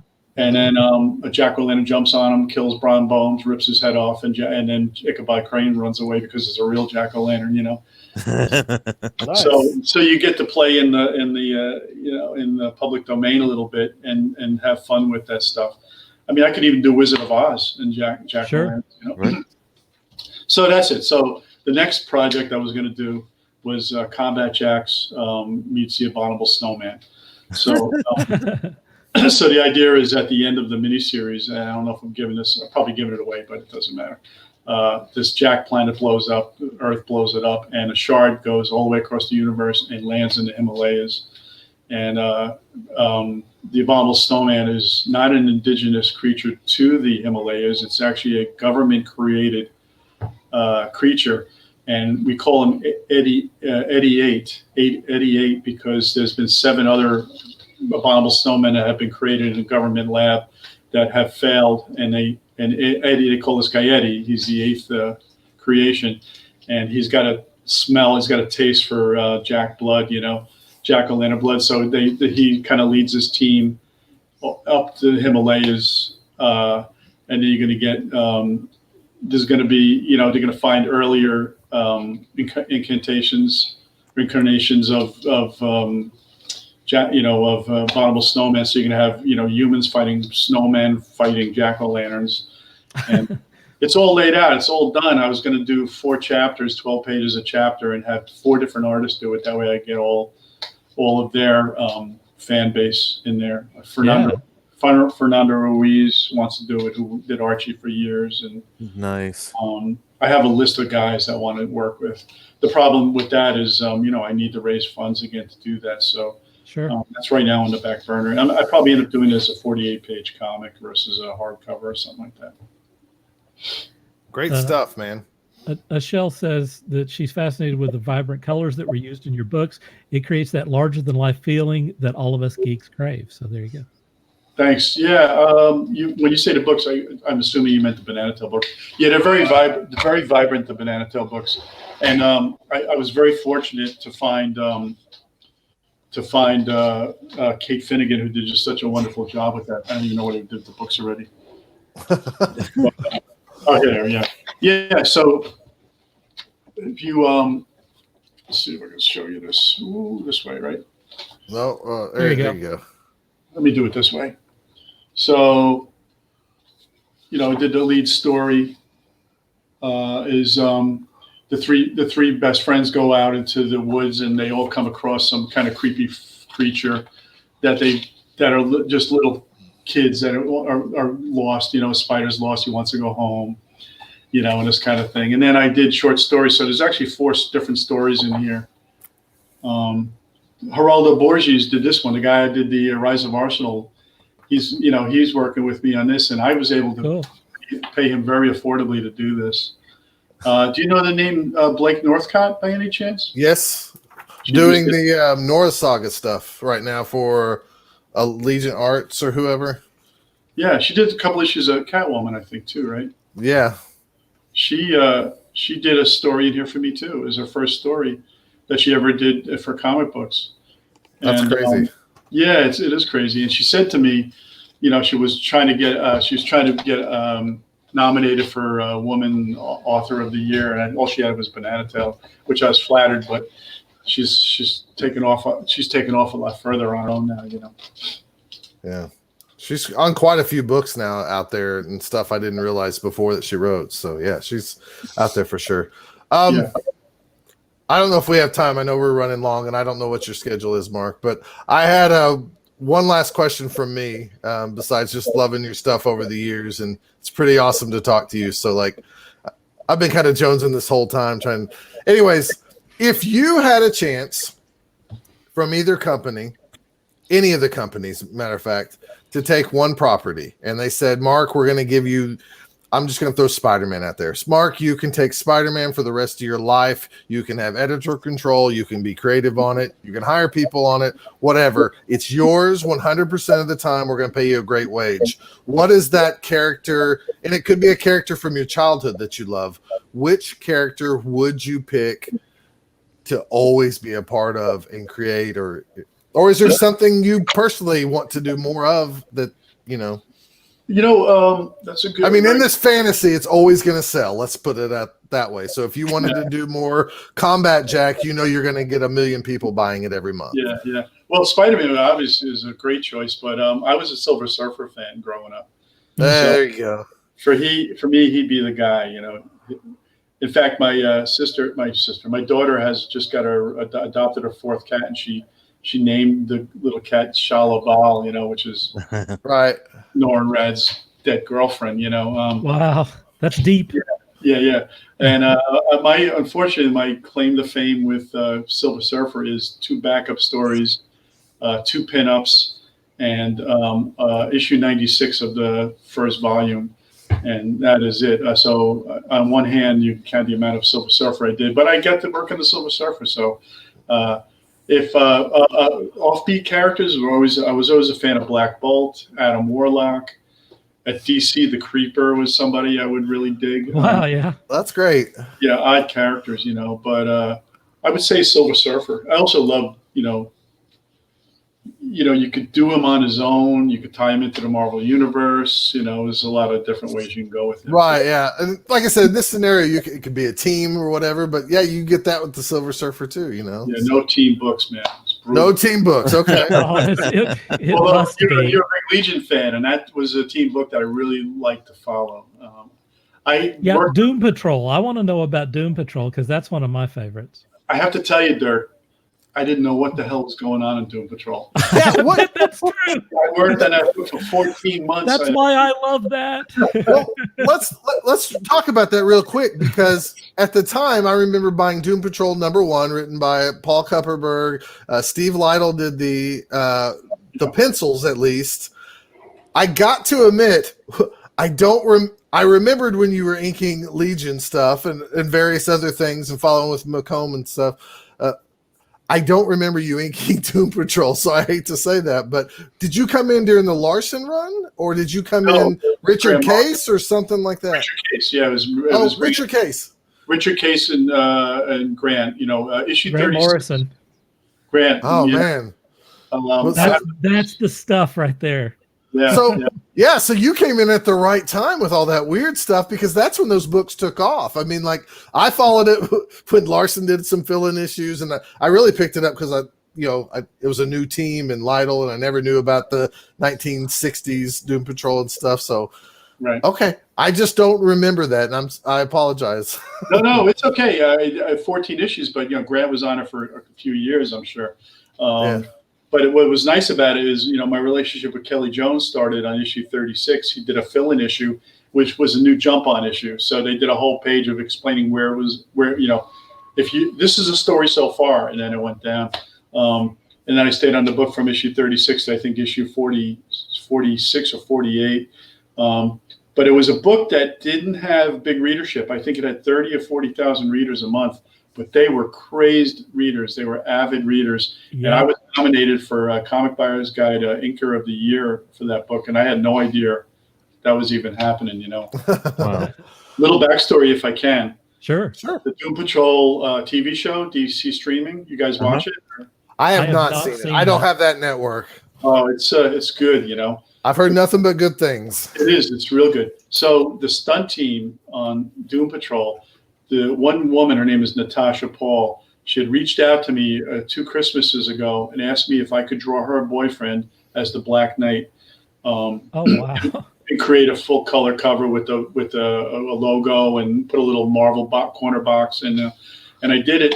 And then a year later, she reaches out to me and says the stunt team would like to make a hoodie for the stunt team, and we'd like you to do the design for it since you worked on Doom Patrol. Nice. And I said, yeah, let's do that, but let me bring in Richard Case.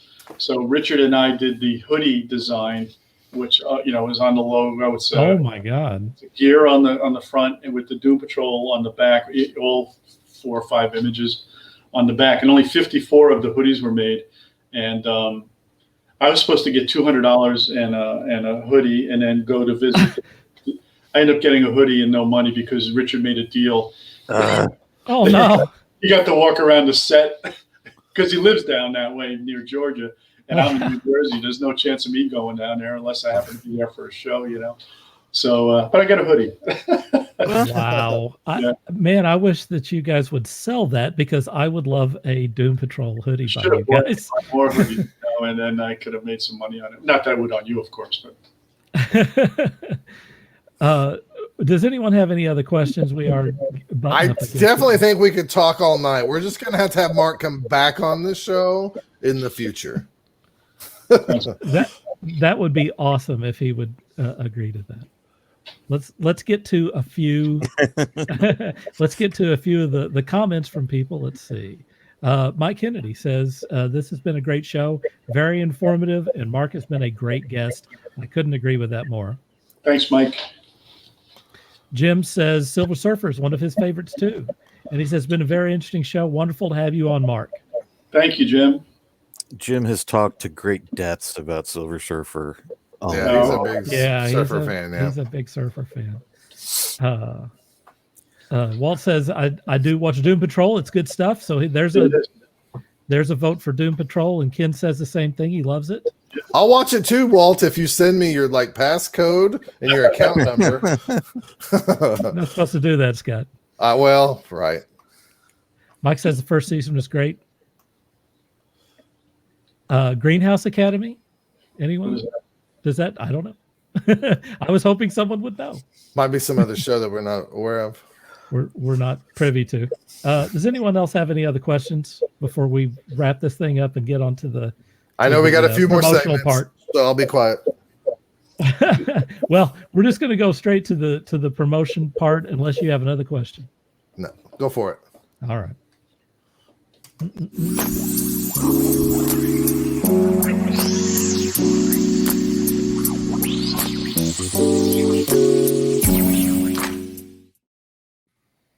We've just burned through all of our time listening to all of this great stuff. But what we want to do now is go to promo time, where we just want to run down, Mark, of all of the things, the places to go and the things to see. So Bananatel has its own website, as you guys have posted, bananatel.com. Then if you wanted to see more of just all of my art, you can go to my name with the word art at the end. You guys are on top of everything. MarkMcKennaArt.com. And I also have, I don't know if you're ready for this, but CombatJacks.com. Bam. Right there. Yeah, so those are the 3 websites. I am on social media, although I restarted my Facebook account just because it was out of control. I had people in there I didn't know, and there's just you could clean it up for a year and never get it right. So I started a new account, but I also have a Mark McKenna art page on Facebook. You can find me on Instagram. I think I don't even know what my name is there, but I look like this guy. If you see the face, you know you're there. Yeah, I'm not the Australian beer taster, Mark McKenna. That's just the one. Although I would like that job, you know. And then I also am on Twitter, but I still don't love Twitter. But you know, I do it because you got to do them all, right? Right. And then you know, the convention season took a huge hit this year. I was supposed to be doing 20 conventions this year. The last one I did was the last weekend of February, and I just have no desire to travel until this all goes away. And of course, I think maybe it'll be fall of next year. So. Yeah, so I'm hunkered down. I'm going to be teaching some art classes locally at a studio, and taking on some kind of work that I haven't done in 35 years. Hey, I Dirk. wish I could take one of those classes. Hey, Dirk. We never got to Marianne's question. Could you ask that to Mark really quick?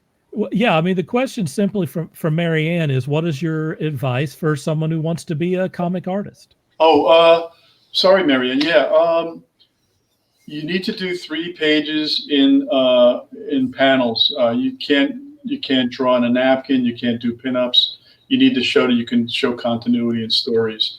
You have to be able to draw characters consistently, and I would probably do model sheets for characters, so you can do that. You know, front, side, back. When you do a lot of these licensed characters, they give you these Bibles of 100 pieces of paper, basically showing you facial expressions and things of that nature. So, and then the other thing you need to do is you need to find a convention that has industry people in it, and if not, you can't find Marvel or DC. You go find guys like me at a show, and then maybe I can give you some advice or. I've been using assistants for years. I'm not saying I'm not even busy enough to use assistants right now, but I've had probably 5 assistants, and some of these guys took off and became their own, best artist.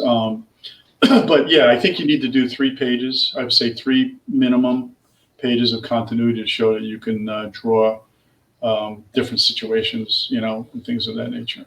Hope that helps. Yeah. Yeah. I just remembered that, so that's why I wanted to include this. So. No, that's good. I'm glad you got back to that. All right, we're still in promo time. We're going to go to you, Sean. Unfortunately, I don't have a whole lot to promote at this point in time other than rankingstudios.com. Please stop by, check it out, and obviously, if you want to get a hold of us, you can write to us at info@rankingstudios.com, or also check out our Facebook page at Facebook/Ranking Studios. Feel free to stop by, drop a line, tell us you like us, tell us you hate us, just talk to us. We just want to hear from you, man. Please. Come on. All right, Scott, you're up. All right, you can find me over at bothdown.com, where I do a monthly Blood Bowl, sometimes more, Blood Bowl podcast of the tabletop game Blood Bowl. A new edition is releasing on Black Friday this year. So this would be what they're dubbing like Blood Bowl 6th or 7th edition, or Blood Bowl 2020. Very excited about that. New rules, some slight changes. Super excited. So we will can't wait to talk about that on the Both Down podcast. It's been going, we have over 100 episodes and keep going strong. So you can find me there. You can also find me on Prime Reviews on this Taskforce Geek channel, where I review most of the time comics, but anything else that kind of me, man, but I got it. All right, there you go. All right. So you can catch me over there at Prime Reviews. Leave a comment, if you have criticism, just like Sean said, let us know. That's the only way we can get better. Yeah. All right. Well, on that subject, I just put out a episode of my own called The Dark Side, where I reviewed the comic. I can't remember the name of it. I'm gonna bulk on it. Just go there, look for The Dark Side, and you can see that. We only see them when they're dead. It's such a weird name. We only see them when they're dead. That's the name of it. I hate comics with long titles like that. It's but brutal. It is a good book. If I try to say it, I will say it wrong, but you got it. So it's We Only See You When You're Dead. And I loved it, by the way. We only see them. We only they're see dead. them when they're dead. See, it's so easy to screw that up. Also, you can send us stuff. There's the address for that. If you're interested in my artwork, you can go to Twitter, which is Dark Cooper Plus. That's also where we're broadcasting from today. And you can go to Facebook, Dark Cooper Artworks, if you want to see my stuffs. There it is. We got one more comment here. I don't want to miss this. Marianne appreciates your advice there, Mark. Thank you, and thanks to Scott for remembering that, because it's easy to miss that. Mark, thank you for coming on, man. I really appreciate it. Big thanks to Josh Bryan, who was a guest a couple episodes I was going to mention him to hook us up with Mark, and that's kind of the whole reason we started this, is just to kind of network and enjoy talking to people. Find out about people and creators and stuff. So this is really awesome. Joshua Bryan, thank you. Yeah, 2 hours we did. Yeah, we sure did it. We just passed 2. Went easy. You guys were a pleasure to work with. Thank you very much. We appreciate that. Yeah. And we'll have all these links. If you see this on YouTube, you see it on Facebook or Twitter, we're going to have links to all of this stuff. So if you didn't catch it during the show, then you can definitely catch it after the show. Shell says, great show, guys. Anything that anyone else wants to add before I bring it home?